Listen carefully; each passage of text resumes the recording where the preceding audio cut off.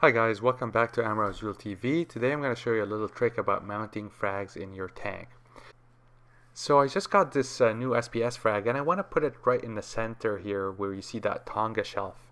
And Tonga is really hard to drill into, and there isn't a good place to actually put the frag right on top of the rock. So what I wanted to do is actually mount the frag offset from the rock, so jutting out of the rock.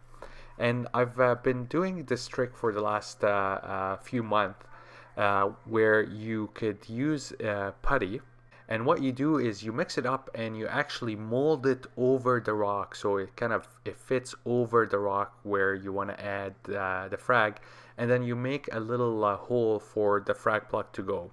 So I do this pretty easily. I just mix up a big chunk, and I mold it over the rock, and then I have the frag and I insert the frag through the putty, and then after I'm holding it in the tank for about a minute or so, it starts to harden, and then I pull it out. So I actually take it out and I leave it to dry on my counter, and after about an hour the thing is rock solid.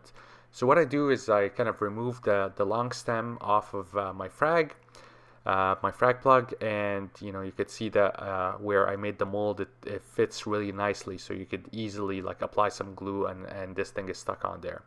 So once you have this, then it's really easy to actually put this whole thing where you want it in the tank. So what I'm going to do is add a little bit of super glue. So this is the Ecotech glue that it's pretty much like super glue.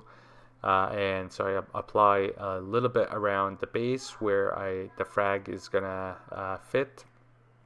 And again, because I molded it in the water, there's a pretty tight fit, and there isn't any wiggle room on this.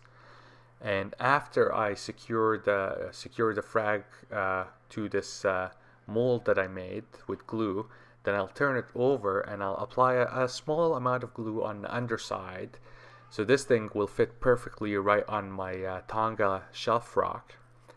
And once you have the glue in, you could just take a few seconds for the glue to kind of dry up a little bit, and you can see there it just slides perfectly over the area because it's already pre-molded.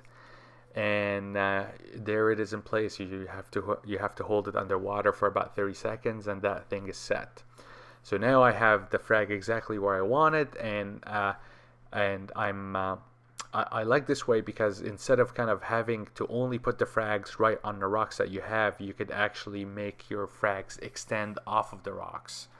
So it gives you a little bit more space for the SPS to kind of grow out, and you're gonna end up with kind of bigger colonies that way. I've used this trick a few times whenever I have like a good location where I want the frag to be, but there isn't kind of enough rock work to hold the frag in place. Okay, so here it is after being mounted on Tonga shelf.